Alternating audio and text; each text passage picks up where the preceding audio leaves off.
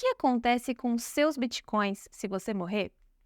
É algo que nem todos levam em consideração, mas é fundamental ter um plano de sucessão para garantir a proteção e o acesso aos seus saldos em BTC por parte dos seus entes queridos. Você sabia que uma porcentagem significativa dos bitcoins existentes está perdida para sempre? Estima-se que entre 20 e 33% de todos os bitcoins já criados estejam inacessíveis.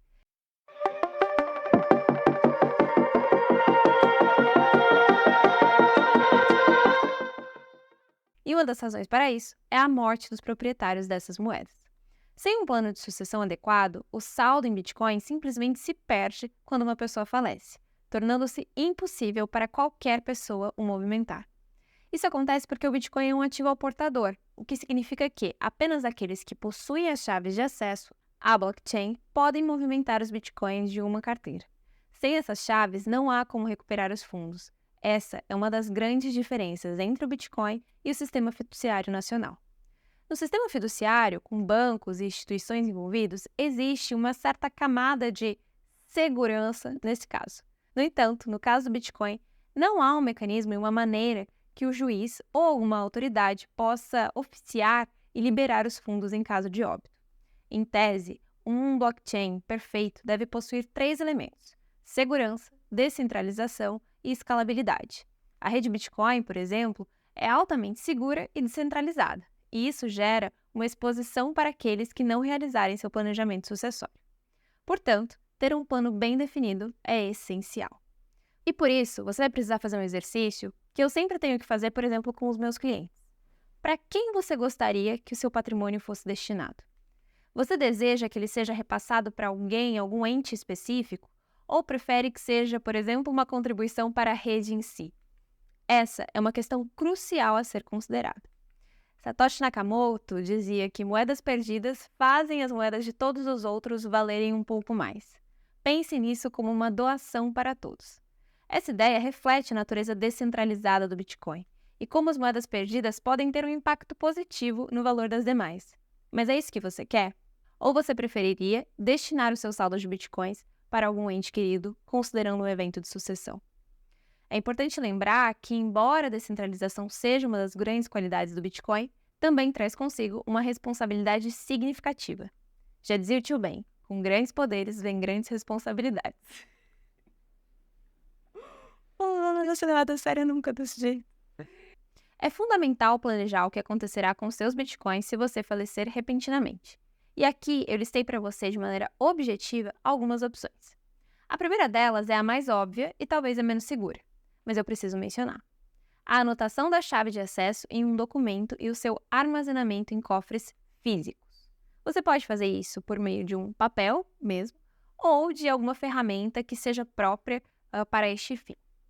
Uma segunda opção seria um testamento digital utilizando de smart contracts. Ou, no terceiro caso, um sistema de ausência desenvolvido em contas de e-mail, pelo qual, verificado determinado período sem utilização, seria disparada a chave de acesso para os beneficiários indicados. A alternativa número 4 são as multisig, que são multi-assinaturas, endereços que precisem de mais de uma chave para assinar as transações. Mas nesse caso, você precisaria ter confiança, por exemplo, nos seus filhos. Você deixaria uma chave com um, se você tivesse 2 filhos, e outra com outro, e que apenas as 2 chaves combinadas, as 2 assinaturas, poderiam autorizar uma transação. Você não precisaria de um terceiro nessa parte. É como se fosse uma conta conjunta. E você poderia se utilizar de quantas assinaturas fossem necessárias para liberar a moeda. Nesse mesmo sentido de multisig, você pode trazer um pouquinho da ideia do trust, que é tão famoso e tão falado. Você teria uma assinatura corporate, por exemplo, um trabalho próximo do trustee. Apenas sobre determinadas condições, essa empresa teria autorização para assinar, junto, por exemplo, dos seus filhos, a autorização de uma transação. Uma outra alternativa seria criar uma criptografia própria, ou alguma lógica de leitura da seed para passar ao seu herdeiro.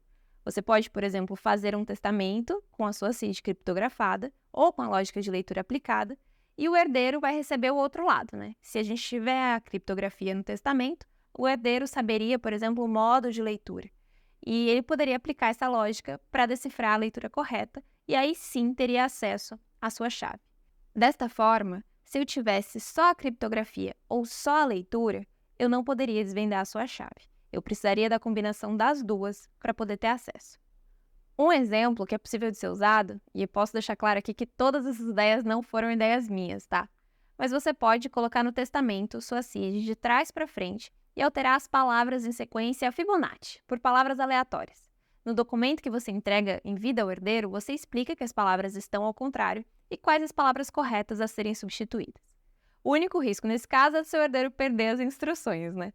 Mas a instrução sem o CID não serve para nada, assim como o CID sem as instruções.